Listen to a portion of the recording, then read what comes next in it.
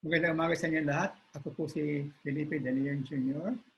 Ibibigay sa inyo ng konting presentasyon tungkol sa ating kultura o tungkol sa kultura. Ano ba ang kultura? Pinamagatan ko itong pagpapakatao, a culture of healing, sapagkat ito ang galing ng Pilipino, healing. No? We are very important people in the world because of our culture of healing. Ngayon, ano ang kultura? Ito ang definition ng UNESCO, the whole complex of distinctive spiritual, material, intellectual, and emotional features that characterize a society or social group. Kasama rin yan ang arts, pero hindi lang yan. Nandiyan ang fundamental rights of the human being, value system, traditions, and beliefs. At mindset ang culture, kung paano kayo mag-isip. And it is the one that determines the political and economic agendas and behavior of nations. If a culture prioritizes power and wealth, the consequence will be a divided society with much inequality of power and wealth. On the other hand, if a culture values the common good of social investment more, there will be a more equitable distribution of wealth and power and will not be monopolized by a few. In any society, maski saan panahon, maski saan lugar, apat ang kulturang naroon. One is the culture of power, where people are attached to power and privilege, control, and domination. Another culture is the culture of wealth, where people are attached to wealth and material goods, possessions, pleasure, and comfort. Merong pangatlo, the culture of the common good. This is the culture of the higher self or pagpapakatao, shared being. Meron tayong kasabihan, madaling maging tao, mahirap magpakatao. It's easy to be born as a human being, but it's very hard to be humane. This is the culture devoted to the search for wisdom, spirituality, creativity, strength of character, love and sharing. Mahirap yung mga yan. This is the culture of devotion to a higher cause. Mga cause-oriented people, nandyan sila. Well, let's look at some reflections. Persons addicted to the culture of power see themselves as outsiders. They feel alienated from people and are purely motivated by self-interest. Driven by fear, insecurity, and hatred, they view everybody else as hostile and potential enemies. Except for the immediate family and inner circle of allies, they behave like bullies, attempting to subjugate, control, and manipulate others, especially the weak. Being outsiders, they cannot feel compassion for others. The only language they know is force and violence. Yung mga addicted to the culture of wealth similarly feel as outsiders. They don't have empathy for others and are mostly self-serving. Also driven by inner insecurity and fear of a hostile social and natural environment, they become ruthlessly competitive, amassing wealth at the expense of others. They consider everything, objects, living things, and people as commodities that can be controlled and traded to satisfy their insatiable greed for money.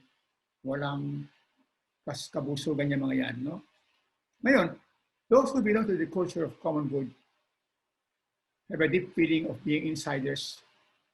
Nasa loob sila ng lipunan and not separate from society. They have compassion and capacity to sacrifice for the good of others. Often, they are devoted community workers who are not driven by self-interest. Instead of force, they use the language of persuasion. Sabi nga ng aking ama, ang marahang pangungusap sa puso'y nakalulunas. They lead by example, volunteer their services for free, and initiate community self-help endeavors, what we call bayanihan. Pang-apat ay isang kulturang likhatan ng talaga ng lipunan.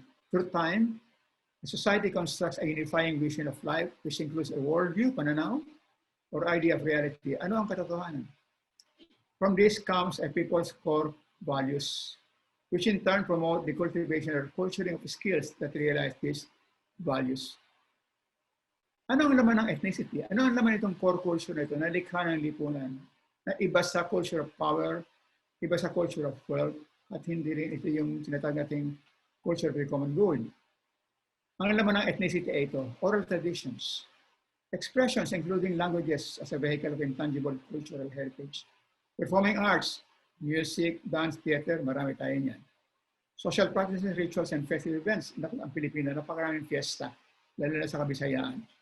Knowledge and practices concerning nature and the universe, lahat ng kaalaman tungkol sa tubig, hangin, apoy, lupa, sa buong daigdig, no?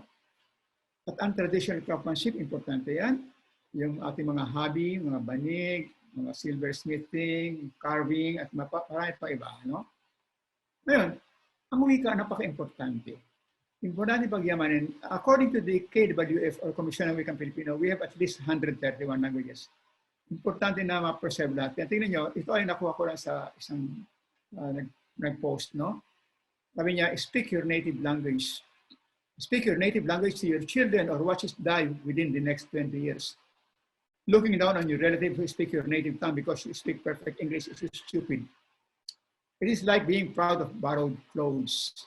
Hindi lang ito. Kasi ang ating sariling wika, doon tayo pinakamahusay mag-isip. Pag ang wika natin mahirap na tayo mag-isip. Kaya ito yung napakababa ng literacy rate ng Pilipino. Napakababa natin sa mga subjects. Ano? Maski na wika, ang baba na nakuha ng Pilipino sa mga international measures, international exams. No? Importante naman din natin ang ating kultura through our language. Now, note that the core principles of our ethnicity are Kapwa-based. Ang ating native culture is built upon the culture of the common good rather than the culture of power or the culture of wealth. Kaya ang mga Pilipino, mas importante sa mga Pilipino ang relasyon kaysa sa kapangyarihan. Meron tayong kasabihan, mabuti pa ang bahay na nakatira ay tao kaysa sa palasyo na ang nakatira ay kwago. Let's review. Ang mga na-akit sa culture of power and karamihan politicians at military. Those who are attached to the culture of wealth are businessmen, tycoons. Ngayon, kukunti lang ang naaakit sa culture of the common good kasi sakripisyo yan eh. Nandiyan na ang civic society, spiritual leaders, humanitarians, educators, kagaya ni Rizal, Mabini, Gandhi, Mother Teresa, Martin Luther King, Nelson Mandela, Oscar Schindler, pwede natin itagdag si Pope Francis. At yun nga, sabi ko, civic society. Ang civic society ay importante, no? Ngayon, ang ibig sabihin ng kapwa na pinaka-basis ng ating core culture ay the other person is also yourself. This is shared identity, shared inner self, shared goodness. This is the core of Filipino psychology and humaneness at the highest level. Kasi nga, kung kayo ay kaisa ng kapwa, you have a moral obligation to treat one another as equal fellow human beings. Ganito ay sabihin ang concept ng kapwa. Pinag-aralan ito ng ating mga magaling na psychologists kagaya ni Dr. Aurelio Enriquez at Rogelia Pepua, si Susan Reyes, marami pa, no? Ang paniniwala ng maraming Pilipino, lalo sa mga katutubo at mga folk peoples all over the country, ang universe, kung kumpara sa malaking araw, nasa gitna ay ang manlilikha, Diyos, or the creative living principle in the universe. Bawat isa sa atin ay sinag ng Diyos. Kung ako yung nandun sa kanan, kayo yung nandun sa kabila, wala tayong pagkakaiba. Lahat tayo ay galing sa isang lumikha. So, based on this, ang kasabihan ng Filipino core idea is treat the other person as you treat yourself because the other person is also yourself. Very beautiful philosophy. May pagmamalaki natin yan anywhere in the world. Each one of us is a unique expression of this creative living presence. Bawat isa sa atin ay sinag ng dakilang may likha. Every person is a soul, an individual ray of this infinite source. Ang ganda. So, kapwa is an awareness of the rootedness of each one of us in the one divine essence within. Kaya nga, it implies the golden rule of all the great religions. Treat your neighbor as you treat yourself. Because your neighbor is yourself. Wala man eksaktong salitang kapwa sa ibang mga wika. Merong cross yan. The closest term in Cebuano is buot. In Ilocano is nakam. Among the Aitas of Florida Blanca, in Pampanga is Pamulamu-Lamu. At marami pang katulad na kahulugan niya sa ibang wika. Although, equivalent din yan ay bayanihan. Kasi hindi tayo magbabayanihan, which is community self-help. Community self-help ang bayanihan eh. Hindi kayo magkakaroon ng ganong tulong-tulungan kung hindi kayo nagkakaisa. So actually, bayanihan is also based on something like kapwa. At ang talagang Filipino value ay hindi pakikisama. Kasi pwede kayong mapasama sa basag ulo, mapasama sa karakohan, mapasama sa korupsyon. Anong klaseng value yan? Ang talagang value natin ay pakikipagkapwa because pakikipagkapwa has no negative connotation. Lalo kayo nakikipagkapwa, lalo kayong bumabait.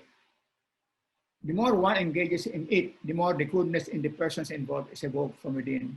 That's why kapwa is an inner principle of shared goodness. Yan ang ibig sabihin ng kapwa. Kikipagkapwa, in principle, excludes any action that may be harmful to other human beings. Hindi yan gamitan. It is definitely inconsistent with exploitative human transactions. Yan ay capacity to recognize the good in every human being and integrate oneself within the widest social fabric. Ang pagkikisama is not really a Filipino value. Ang pagkikisama is universal. It's simply trying to get along well with others. Sino ba ang hindi may gusto niyan? You like to get along well with others, di ba? Kaya ang pagkikisama, mababaw lang yan. Bakit kayo nakikisama? Well, gusto niyo maging polite, o meron kayo inaasahang pabuya, meron kayo inaasahang grace or promotion, kaya kayo nakikisama, pero hindi yan ang Filipino value. No? Ngayon, marami mga Pilipino, ang baba ng tingin nila sa Filipino culture. Akala nila yung nasa culture of power at nasa culture of wealth, yan ang nasa culture ng Pilipino, hindi yan ang culture ng Pilipino. When we blame Filipino for culture, for its so-called deficiencies and negative qualities like crab mentality, abusive family dynasties, and endemic corruption, yan ay mga manifestations ng universal addiction to the greed of people who belong to the cultures of power and wealth. Hindi yan ang Filipino culture. Sabi nga ng mga Pilipino, masyadong malala ang crab mentality natin. Pero ang crab mentality ay universal. That a human flow anywhere in the world. Kagaya ng mga Indians na ito.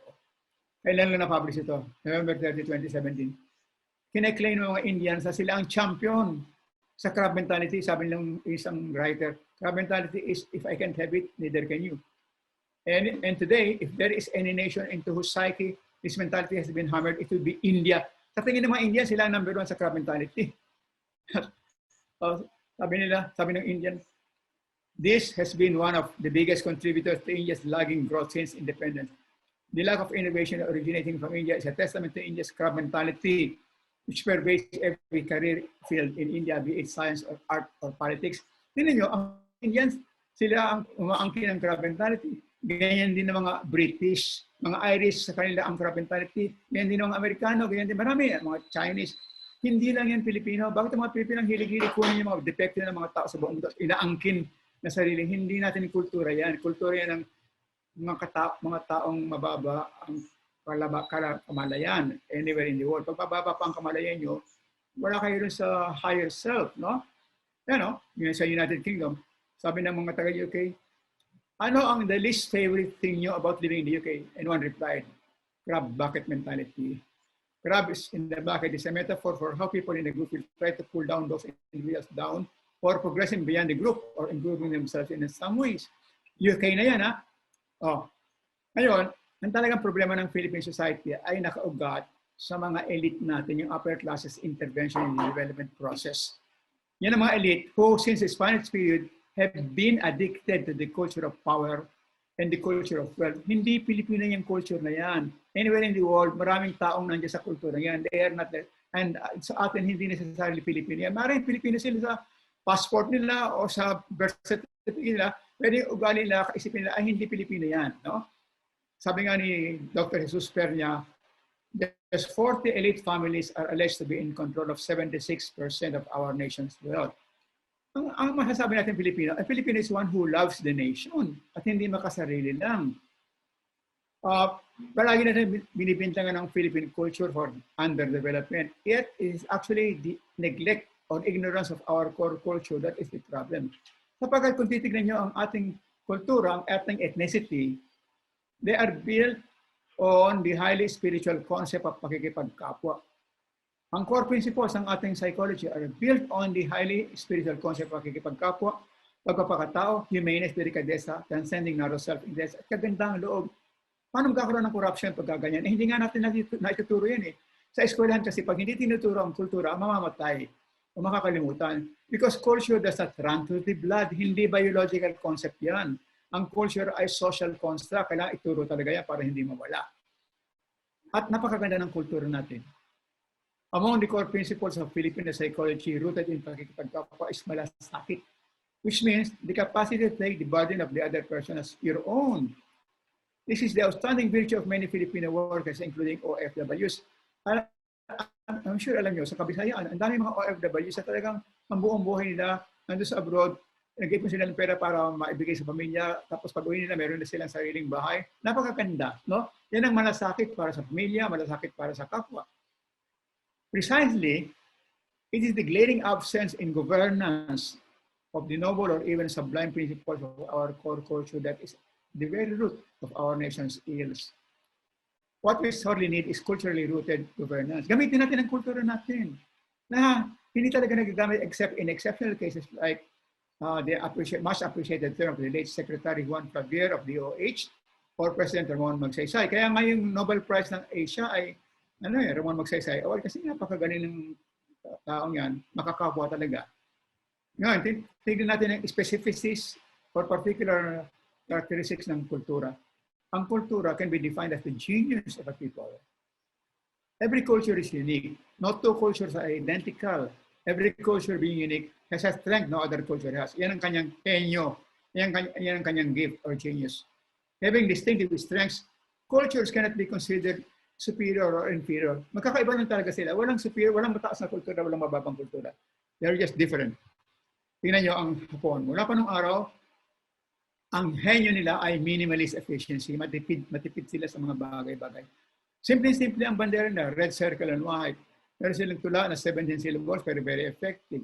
Origami, bonsai, ang liliit niyan, agad yung type lantern.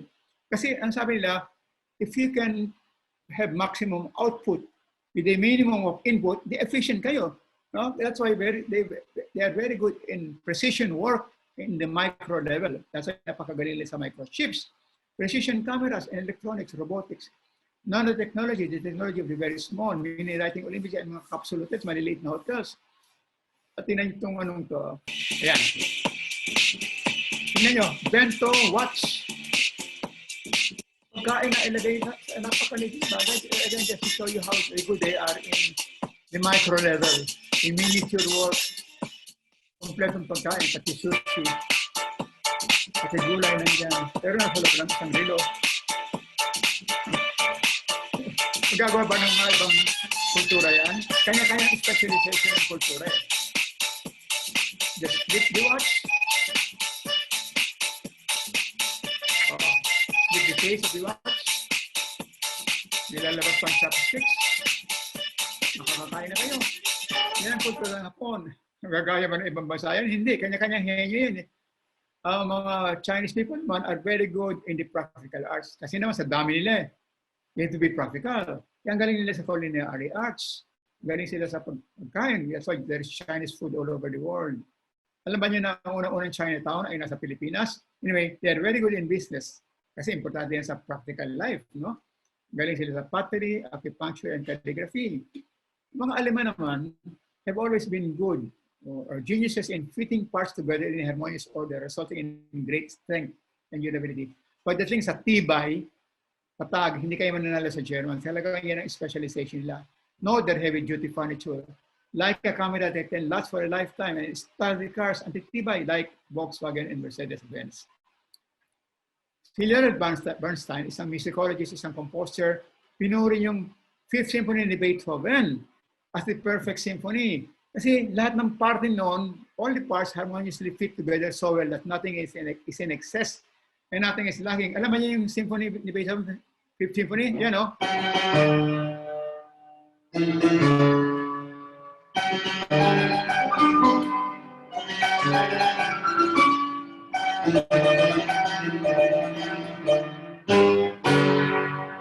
Yan ang Fifth Symphony ni Beethoven. Sikat na sikat. Sa lahat ng symphony sa mundo, yan ang pinakasikat at pinaka-well-organized. No? Kasi nga, German eh.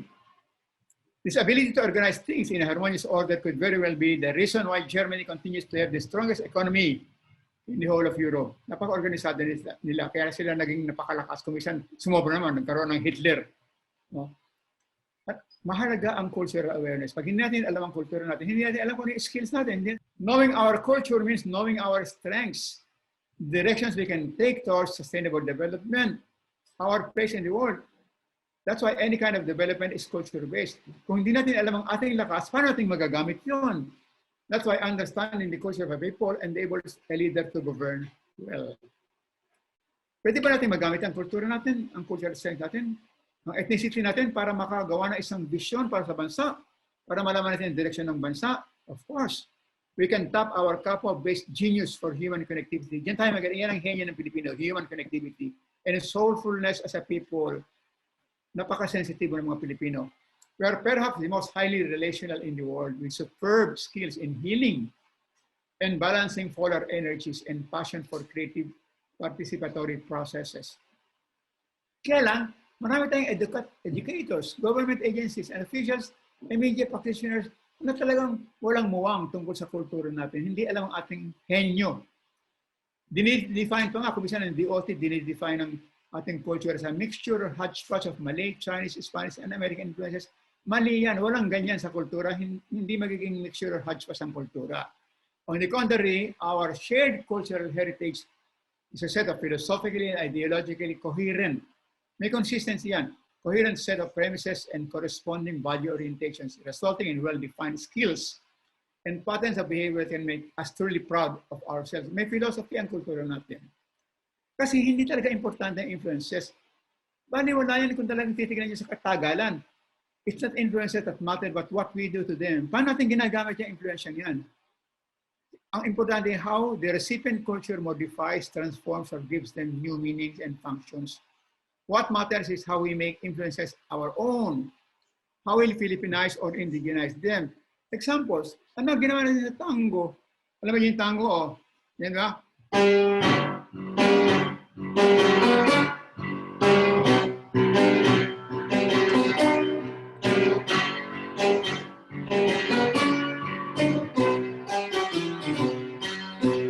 Ano ginawa natin dyan? Ginawa natin love song. Kasi yung tango, masyadong nagdi-display ng sexuality. Ang Pilipino, mahilig din sa sex, pero hindi naman tayo masyadong nagdi-display. Hindi tayo vulgar pagdating sa sex. Kaya yung una, ginaya natin ang tango para maintindihan kung ano yun. Pero hindi, binago natin, ginawa natin Pinoy. At naging dansa. Ang kinalabasan ng tango, naging ganito, oh.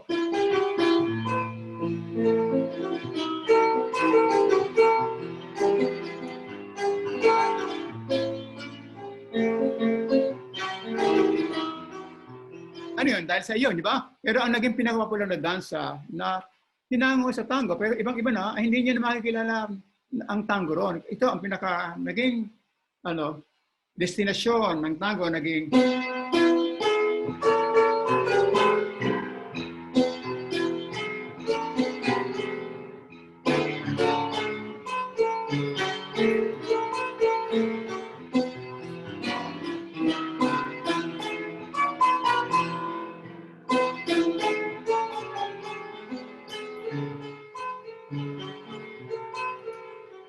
yan.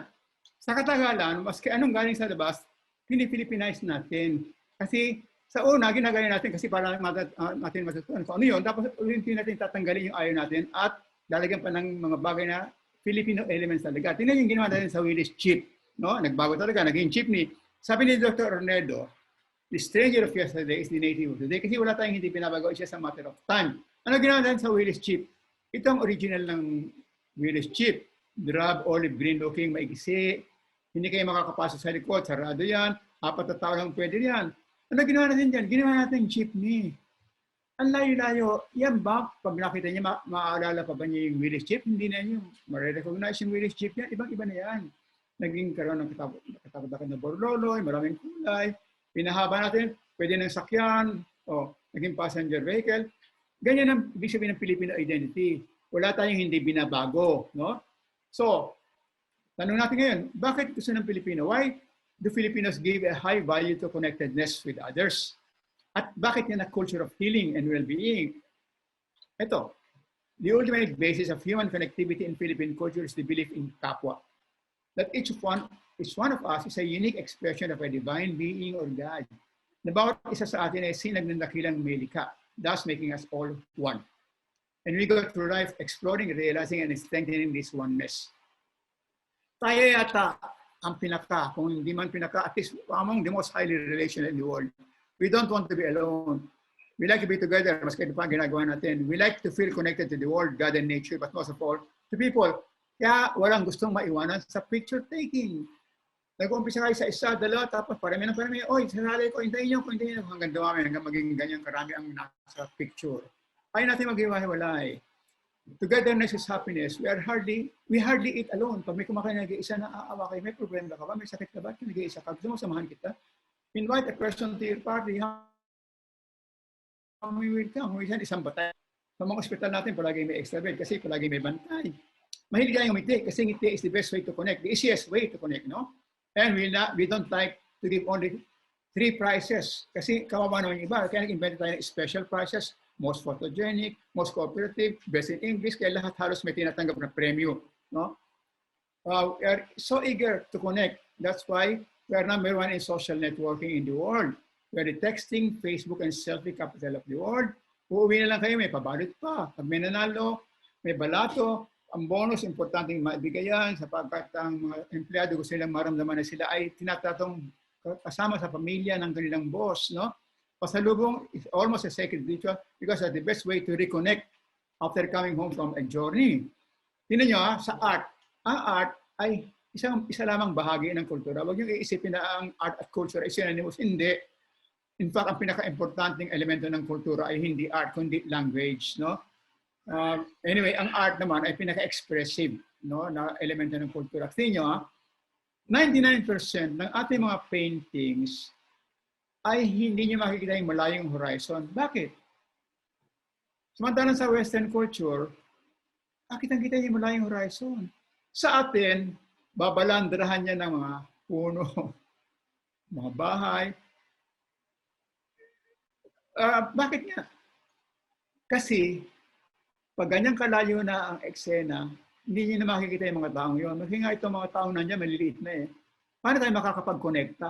Ayaw nating malayo sa kapwa. Gusto natin makipag-connecta sa kapwa. Kaya gusto natin, hanggat maaari, malapit sila. So hindi natin kailangan ng malayong horizon. Hanggat maaari, babalandaran na yan para hindi na makapunta sa malayo yung mata nyo, yung paningin nyo nandito lang sa mga tao. Ganyan ang Philippine painting. Tingnan nyo, lahat ng Philippine painting, ganyan.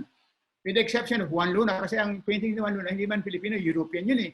Pero lahat ng Philippine paintings, ganyan, kung mag-isip. No? Ngayon, dahil sa gusto natin makonekta sa kapwa, ang ating popular culture ay devotion to the home and family. Sapagkat nothing can surpass the family in social connectivity. Kaya tayo family-oriented. Kasi pag gusto nyo talaga makonekta sa tao, pinakamatibay ang connection sa loob ng pamilya, lalo na yung connection ng mag-ina.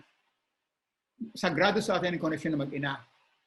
Kaya siguro, madali natin natanggap yung Virgin Mary at Baby Jesus kasi nga, yan ang simbolo ng relasyon na matagal nating sinasamba bilang sagradong relasyon.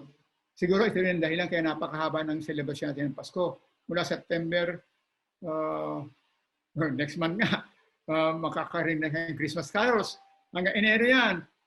Sapagat na itong ko sa mag-ina, kaya importante sa atin yung celebration yan.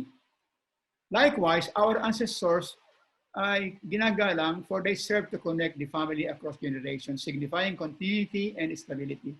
Yung ancestral house, nilagyan natin yan ng lahat ng klaseng features, architectural features, mga dekorasyon, nakaayon sa Filipino values in harmony with the dynamics of Filipino family and social relations, which are definitely non-Western. Kaya huwag yung isipin, ang Filipino ancestral houses ay Kastila. Hindi ito Kastila. Ito ay another version of the bahay kubo. Tingnan nyo, yung bubong, may steep roof parang sa bahay kubo. Merong extension yung bubong, may extension yung sa ibabaw ng bintana, merong panambilya para kayo maprotektahan ng sa ulan, saka hindi masyadong mainitan ng araw. Walang ganyang overhang sa European architecture. At European architecture, kukunti lang ang bintana kasi maginaw doon. Wala silang ventanilla. Ventanilla is a Filipino invention. Yan. No? Kaya tayo, huwag natin isipin ito ay Kastila. There's no Spanish element here. Ito ay purely Filipino. Kung meron mang influence ay Chinese influence. Ito ay Pilipino-Pilipino, Ventanilla, o pag ang mga bata pwedeng manood ng mga pangyayari sa kalye na hindi sila nanganganib, no? At yun, bukas na bukas. Ito ay Crisolo House sa Bigan. Tingnan nyo, dining room bukas na bukas. This is very impractical in cold countries. Ito ang talagang bahay ng Kastila. These are authentic Spanish houses. They have very small windows without overhang, sa bubong, walang panambil sa ibabaw ng bintana. And yari sa bato all throughout. Hindi ganyan ang Filipino houses. Ito naman ay purely Filipino sa Tagbilaran, sa Bohol. A house like this is purely Filipino. There's nothing Spanish about it. It's actually another version of the Bahay Kubo. We should stop calling such structures Spanish houses. They are not. Binibigyan pa niya ng karangalan ng Kastila, samantalang tayong may likha niyan. Ito ang talagang bahay ng Kastila o parang kulungan. Maliit ang bintana, bato lahat. Siyempre, protected sila sa lamig, no? Ito pa, Spanish farmhouse. Hindi ito Pinoy. Ang liliit ng bintana. Ako, konti lang ang bintana. Ito naman ay Pinoy na Pinoy. Ang daming bintana. Oh. Ano kaiba nito rito? Yan. Halos pareho lang. Oh. Na iba lang ang material. This is the traditional house. Pareho halos ng bahay kubo. Oh. Ito ay bahay ng Kastila. Walang bentanilya, tuloy-tuloy, panay bato. Oh. Yan, Kastila rin yan. Ito ay bahay ng Pinoy. Ang ibang-iba talaga sa bahay ng Kastila. Ang ganda-ganda. May overhang, may extension yung second floor para makakasilong pa kayo rito pag umuulan. Ito ay bahay ng Kastila na naman. Ito ay Kastila, Spanish pa rin. Ito ay Filipino house. Ang ganda-ganda na naman. Malayo yung bahay Kastila. Ang ganda na sa atin. Kasi plain na plain lang yung sa bahay Kastila. Ito marami tayong detalye. Oh, ito ay Kastila na naman. Ito ay bahay sa Marikina, ngayon nakatayo pa yan doon. No? Ito may modern Spanish house. Ibang-iba pa rin sa Pinoy house. Huwag niyo natin isipin ang mga ancestral houses natin ay Kastila. Hindi. So, what makes us this thing? We're people who are highly skilled in creating situations, activities, or things that bring people together. Tayong pinakamagaling yan. Henyo natin yan. Since we love to connect to people, then we enjoy and excel in making things and activities that connect people to one another. Filipinos are then masters of human connectivity. Mas lalo ang isang bagay o ideya ay nakakapag-connecta ng tao, mas lalo natin gusto yon. We're very creative in things that bring people together, like our feasts of devotion, which bring together all kinds of people. That's why a Filipino fiesta is the biggest single event in many provinces that brings together all kinds of people. Hindi mamamatay. Walang kamatayan ng fiesta. Pinoy na Pinoy yan eh. Pati yung galing natin sa art. The arts bring people together. They are great social magnets. World-class pa. Ang ating weaving traditions, dance troops, vocal and instrumental performance, theater groups, ancestral houses, traditional architecture and martial arts, is to attract people. And an asset for tourism is our changes in organizing activities that really bring people together, like beauty pageants and big international events. Ano yung pinaka-main technique natin, the most effective technique that we use to bring people together is called, we can call it multiplicity. Ibig sabihin yan, lagay nyo isang bagay ng maraming gamit. Put many functions, many uses in one thing so that they can attract or bring together people of different tastes and preferences.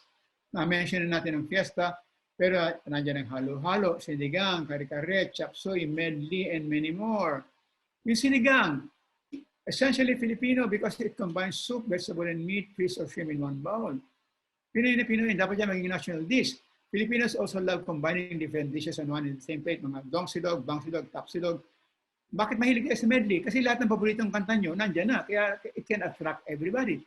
Mga Filipino films, ang hirap i-classify kasi maski action film, even an action film may feature elements of comedy, drama, music, or fantasy. No? Yan, halo-halo. Tanggalin nyo na lang ayaw, nandiyan ang lahat. O ito, galinera. It's a work of art. Pwede kayo magpahinga at the same time, kulungan ng manok yan. Kaya tinawag na galinera. Kaya at least tatlong tao ma-attract ng galinera. Ang sari-sari store natin ay pantry, o taga ng mga pagkain yun, naging tambayan. No? A bookstore becomes a department store. A drugstore becomes a grocery. Gasoline station becomes an eatery. Lalagay natin lahat ng bagay sa isang lugar. No? Kaya nga kung gusto nyo maging successful sa business, diversify. No? But of course, the champion of multiplicity is the Filipino Mall.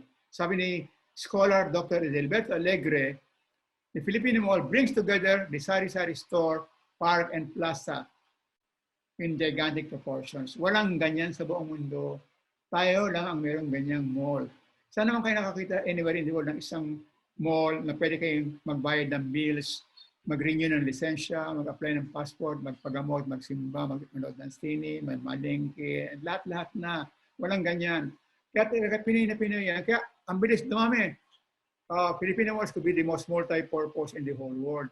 Ang bilis dumami. Malls are everywhere. Kaya masama na rin yung sobrang dami kasi namamatay yung small and medium enterprises, no? Yung mga maliliit na negosyo na namamatay. Kaya dapat bawasan na rin ng malls. Anyway, we are very creative in things that bring people together like furniture. That's why Filipino furniture is recognized internationally, especially yung mga gawa ng mga taga Cebu, no? Ito ay classic na butaka na sa collector's items na yan. And ito ay gawa ni Kenneth Cobonque of Cebu, the Bloom chair. Kay Ann Pamintuan to.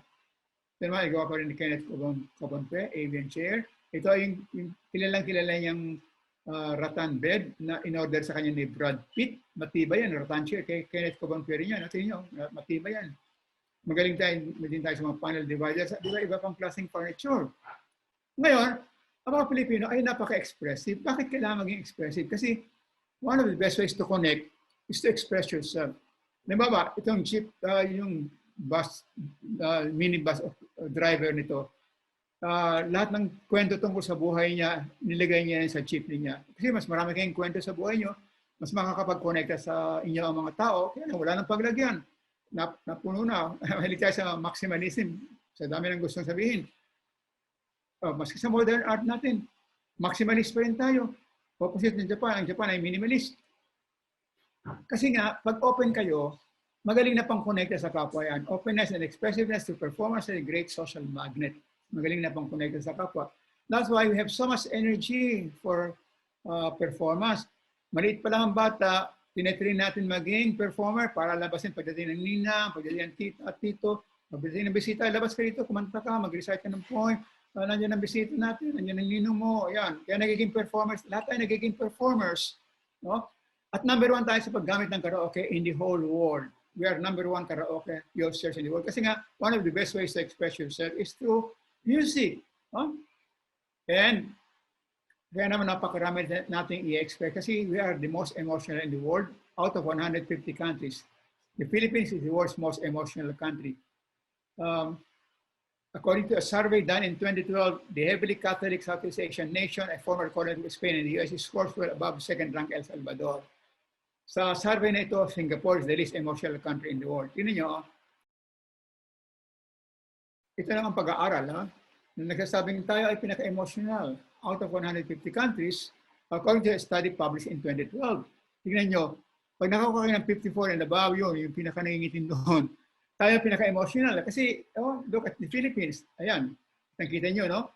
And ano ang importance ng expressiveness, pagiging emotional? Kasi the more emotional you are, mas lalo kayo marami i-express.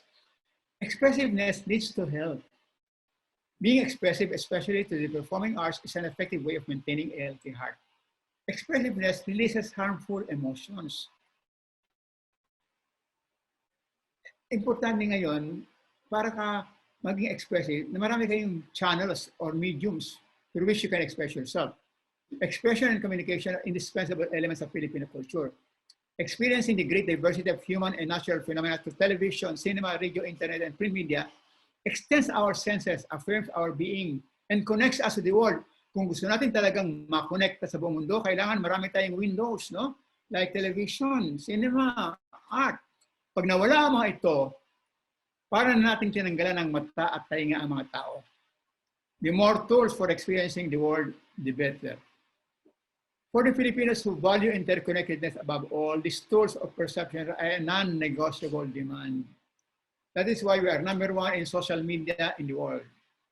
Add to this means for connecting to the world, our facility for language and passion for travel and mobility.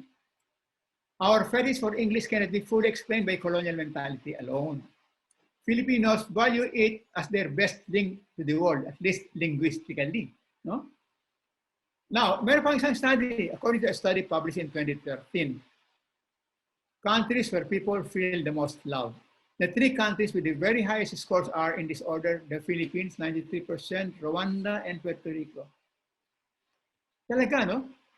Kasi nga, pinakamahilig tayo makipag-connect sa tao. And love is one of the best ways to connect. Maybe the best way to connect, kaya talaga number one tayo sa feeling love. Ito yun, number one in feeling love.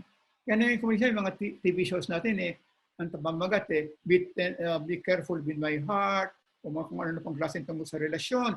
Yun yung pinaka-namumula ang Pilipino yan, 86% and above, namumula na. No? Feeling love talaga, number one tayo. And because we love to connect, the best way to connect is through caring, nurturing. Napakamapagkalinga. At our best, we are highly nurturing, caring, sharing people with a strong maternal orientation and definitely not loners. And because of our genius in interpersonal communication and in nurturing, caring attitude, we excel in the service professions or industry. We share our beings. Filipinos have an expanded sense of self. Our sphere of being includes not only our individual self, but also our immediate family, relatives, friends, and associates. Our life is one of sharing with others. This is one of the best ways to connect, sharing our lives with others. As in making choices, resources, pagkain, madalas natin, maski hindi oras sa pagkain, kumain ka na ba? We share our time, we share our feelings.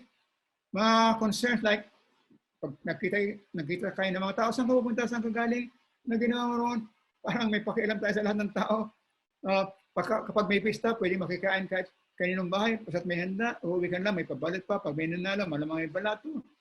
And note that in our food culture, we have no recipe for a single person. Ibig sabihin talagang communal tayo. Our recipes are always something that can be shared with at least 10 people. Ibig sabihin, hindi tayo nag-iisip ng pang sarili lang talaga. Sabi ito ng isang food expert, si Claude Tayak of Pampanga. No? And sharing of being makes possible a remarkable degree of openness, expressiveness, and a sense of belonging that have been observed to bring about very positive psychophysical results. Pag kayo ay nakikipag-share ng sa kapwa, no? You will have lower rates of depression, higher degree of mental health, and a sense of well-being, and longer lifespans. Our core culture of human connectivity gives us an edge over other peoples in matter of health and well-being. Medical science has observed that people with lots of friends are usually the healthiest in the world. And lack of friends and close social ties are the hidden cause of our disease. Mas marami kayong connection sa lipunan, mas matagal ang buhay niyo, no? Loneliness can literally break our heart and make us sick, sabi ng mga researchers. Studies also reveal the link between social isolation and cancer. Kasi ang unang-unang pangailangan natin ay deep bonds and connections. Deep need to bond and form connections. It's how we get our satisfaction. Pag hindi tayo makakonekta sa kapwa, hahanap tayo ng klaseng connection, drugs o sugal. No? And importante na malaman na ang selfless love, yung makataong pagmamahal, no? Ay talagang kailangan lalo na mga babies for their healthy growth. Because human immune system function only when basic emotional needs such as acceptance and love are met. Meron pa tayong isang galing na talagang kung saan hindi nakukuha ng mga Pilipino. Magaling tayo dito sa pag-uugnay ng mga opposites. Kagaya nito, sa Morion, no? Merong mabagsik na mukha, pero nasa taas ay bulaklak. Tingnan ng Pinoy. Ito ay pang macho, pang lalaki, pero ano nakikita sa dibdib? Ano nakikita niya sa dibdib? Bulaklak. Ayan, no? Bulaklakin, pero pang macho yan. The Filipino practice of balancing opposites to energize life is extensive. From gender relations to food, music, mass, attire, healing, and other things, we pair exact opposites. Yan, tabang malasa principle. Kanin ulam, papat baboy po piniguan. Pinaghalo natin tender and forceful in mass, sweet sour, drone melody of things, in tikot-tiapi, bukas basag na tunog sa musika, sa mga instrumento. As pa nag-host tayo ng mga palabas, sa TV, sa stage, ayaw natin na malalaki o babae lang ang host. Gusto natin babae at lalaki ang nag-host. Tama tayo. Tama ang kultura natin. Kasi sabi ni Carlo, magaling na psychologist, lahat ng klaseng energy ay nanggagaling sa ugnayan ng opposites. Pag walang opposites, walang energy. Pag pinag-ugnay yung opposites, nagkakaroon ng katakot-takot na life energy and you become stress-free and not prone to depression. And we know how to balance the opposites kasi yung unang babae at unang lalaki natin ay si Sika and si Kabay. hindi malakas at maganda. Yan ay Hispanized version. Kalimutan na natin yan. Sa Visayan mythology, kauna-unang lumabas, ay hindi malakas at maganda.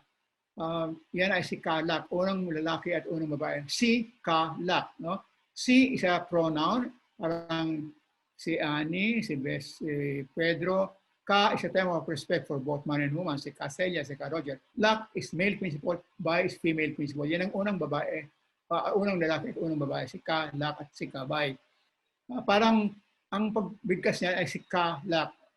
Parang yung pagbigkas niya, si Katuna, hindi dapat si Katuna kasi si Katuna, sa waray kasi ang tuna ay earth or mundo. Kaya yun ay si Katuna. No?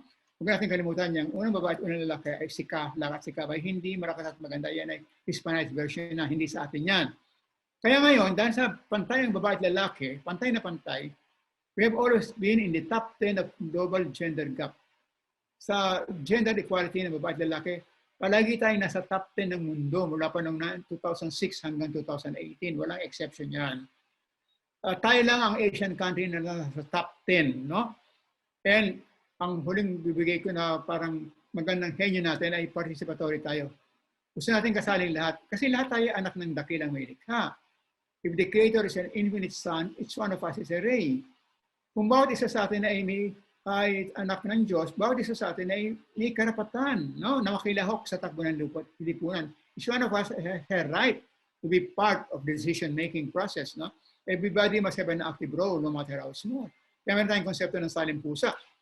Filipinos demand collective equal participation in the creative process, decision-making, and self-determination. No one must have a monopoly of the decision-making process. Ang pinakamalalim na aspirasyon na nahangarin ng ating lipunan ay kalayaan, katarungan at karangalan.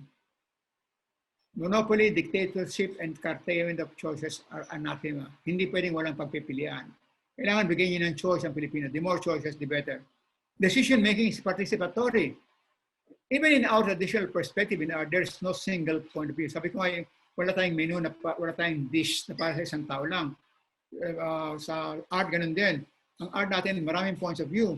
Yan ay omniscient or communal point of view, hindi lang point of view ng individual. Tingnan nyo ito, mga gawa ni Larry Alcala. Para sa lahat yan. Iba-ibang point of view. Bahala na kayo mamili. Iba-ibang focal centers. Bahala na kayo mamili. Ganyan din sa mga damit natin. O pati sa modern art natin.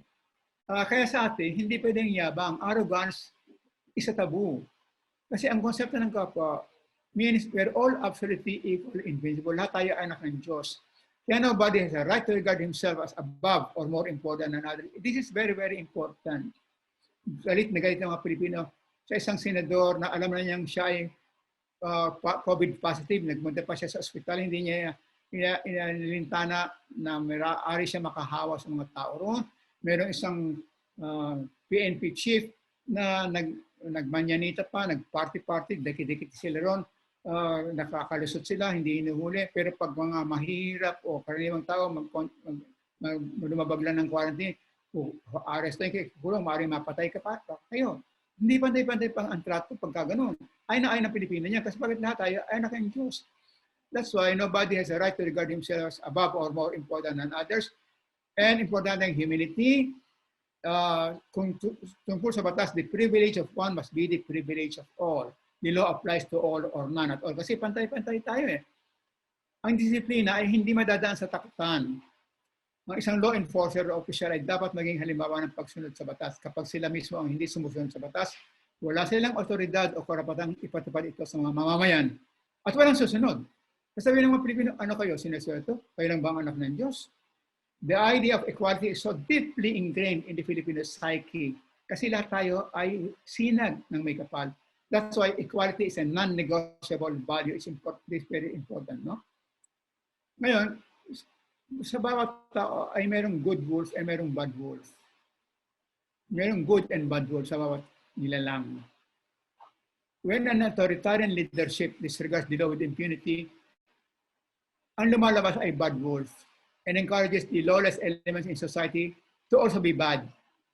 If the officials themselves do not comply with the law, it sends the message that the law means nothing to them. So, who will take them seriously? That's why, pag may hindi sumusunod sa batas, lalo na higher official, everybody becomes lawless. Lawlessness breeds lawlessness. Importante yan sa Pilipino, no? a leader is without principles and morals, lalabas yung bad wolf. Kasi nga, karamihan ng tao, walang control sa sarili, mas madaling gumawa ng kalokohan ay kasamaan kaysa sa kabutihan. Kaya ang karamihan ng tao, sa karamihan ng tao, bad wolf ang lalabas, but ang leader ay bad. The bad wolf within is easily provoked. At ang mananalo ay cultures of power and cultures of wealth. Hindi mananalo yung culture of the common good. But if the leader has the common good in mind and has a genuine desire to serve people, this will restrain the beast within, and the culture of the common good or pagpapakatao may prosper. And since every person is an extension of the Creator, the art to create exists in each of us. In each of us. Further promoting this urge to create is our communal, shared, or participatory creativity. Kung mapapansin nyo, sa probinsya, mas creative ang mga tao. Pagdating sa syudad, ang mga tao ay hindi na creative. Consumerist na lang sila. Communal creativity is a basic source of the great diversity of Philippine indigenous cultures. The many rituals that our indigenous or folk peoples observe sa probinsya, no, as a way of affirming shared values, as in our feast of devotion, to a patron saint, group pilgrimages to sacred sites, to praying together for the bountiful harvest. Yan ay nagpo-promote ng communal togetherness kasi sama-sama kayo eh. Yan ay nade-develop yung concern for the common good at pati creative inspiration.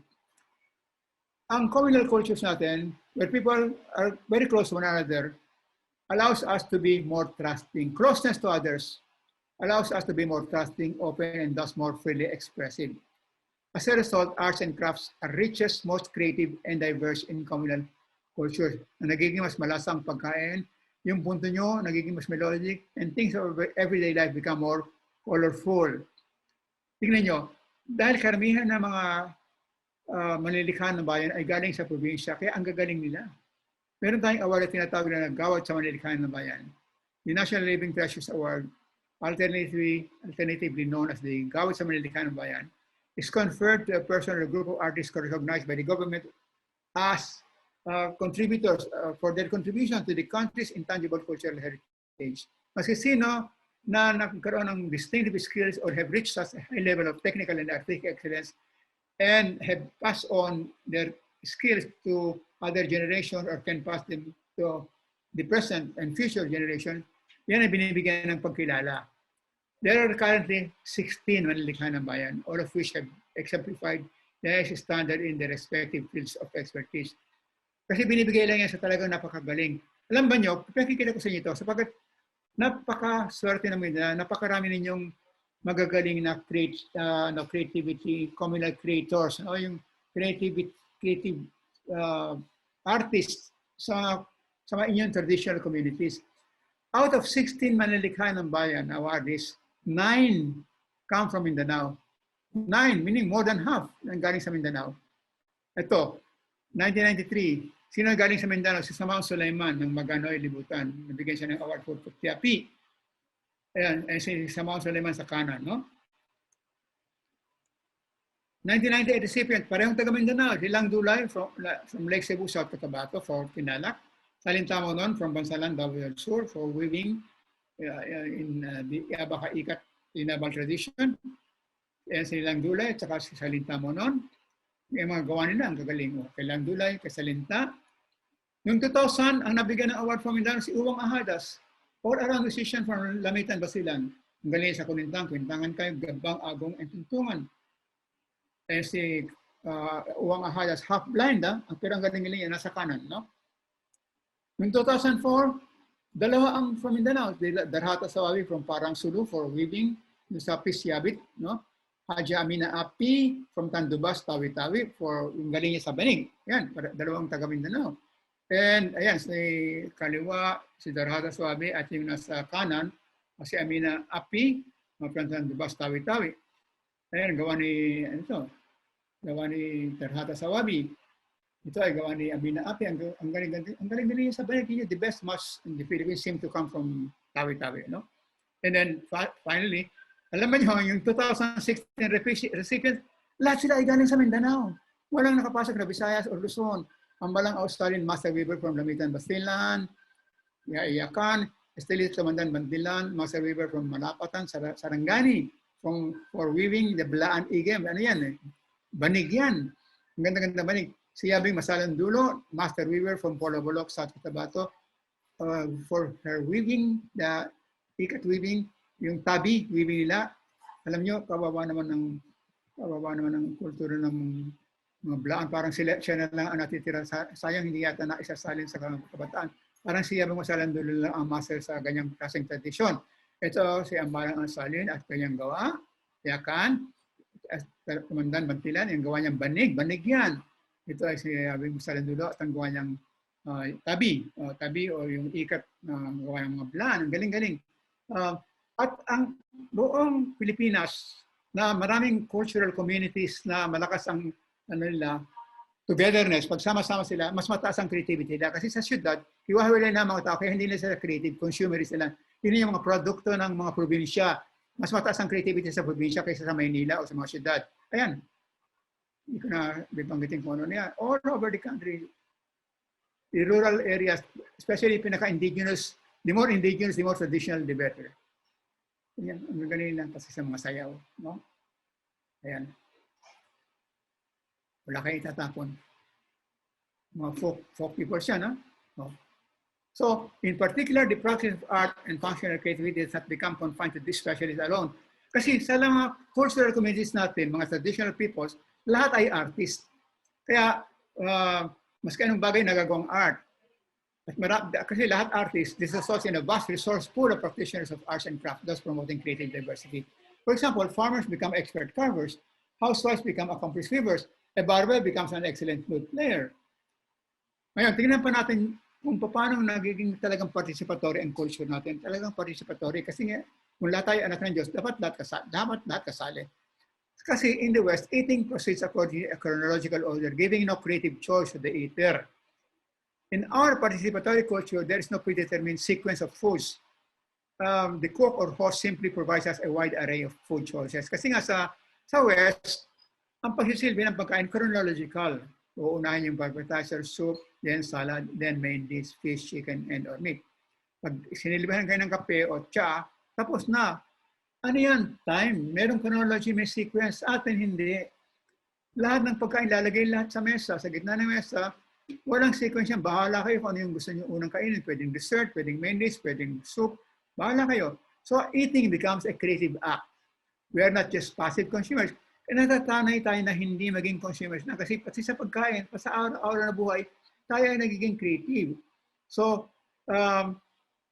a sense of space rather than a sense of time is created, making eating a less stressful activity.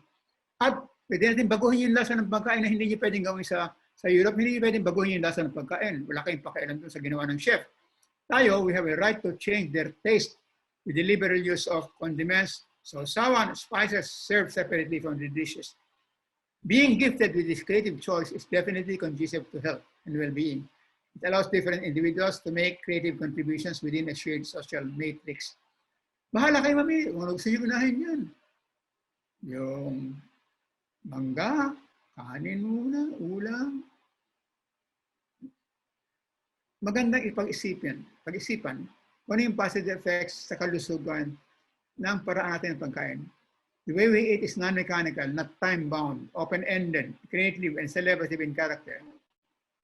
Our time sense when we are eating is the exact opposite of clock time. No? Now, experiments have shown that non-mechanical time is conducive to well-being. Pag hindi kayo sumusunod masyado sa oras, mas hindi kayo magiging tense. This could be the reason Filipinos love the ritual of eating, aside from enjoying togetherness with others. Wala kayong stress, no? Ngayon, panghuli, pangwakas, gusto ko lang sabihin na importante talaga na hindi tayo tratuhin bilang makina at hindi tayo masyadong sumusunod dapat sa makina, sa mechanical way of life. There's nothing more dehumanizing to a human being than to feel he is merely being treated as a machine. Pag naging sa mechanical ang buhay natin, lahat pinapanda ng makina, ang mangyayari sa atin, sa pabrika, sa opisina, will be a rapid turnover rate, absenteeism, safety violation, high accident rate, high rates of illness and low productivity. Sabi ng isang industrial psychologist, in the workplace and in other relationships, which fail to recognize the individual as more than a robot, we will see negative behavior, such as lack of operation and absenteeism. Lalo ng Pilipino, ay ng Pilipino na tratuhin bilang makina. The creative, sensitive Filipino soul rebels against being treated as a mere machine or a robot.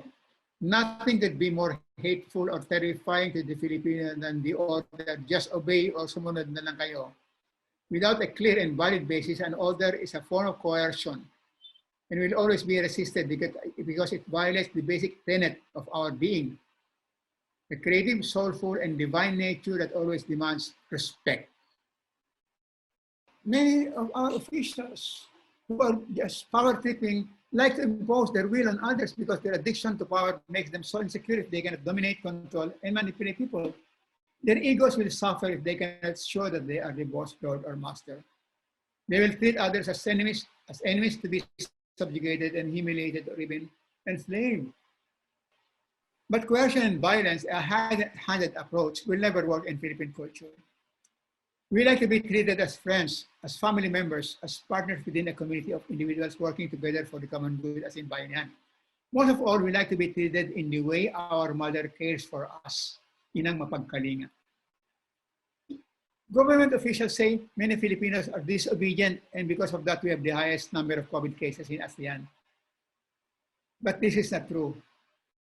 Data show that they were wrong to blame the public. Mobility data from tech giant Google LLC showed that, in fact, people were doing their part and staying at home.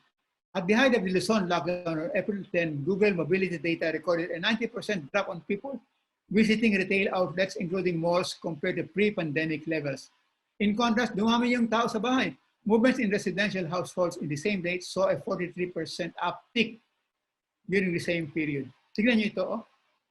Pinakamasuri rin ng Pilipino, pinaka nasa bahay, ay yung yellow, orange na nasa baba. Yan ang Pilipinas compared to the other countries, Malaysia, Thailand, Indonesia, Vietnam, na mas hindi sumunod. Tayo talaga ang pinaka nag-suffer ng biggest drop in shoppers. We suffered the biggest drop in shoppers during the lockdown. No? So, to conclude, we're a healing culture, a culture that celebrates life. We're a highly relational culture, and relationships, interconnectedness leads to longevity. Expressiveness, especially through music and dance, releases harmful emotions. Everyday creativity, as in eating, promotes well-being. Touching as a way of life, we love to touch, we love to connect, increases immunity to disease. Deep belief in God makes Filipinos optimistic and provides meaning to life. And especially a strong sense of humor and joy of life enables us to rebound easily from any tragedy. Ang dami pa nating may pagmamalaki. Kapagkat ang kultura natin ay isa sa pinalad na magkaroon ng napakaraming henyo, lalo na yung sinasabi ko kanina ng pagkikipagkapwa, where all of us are one.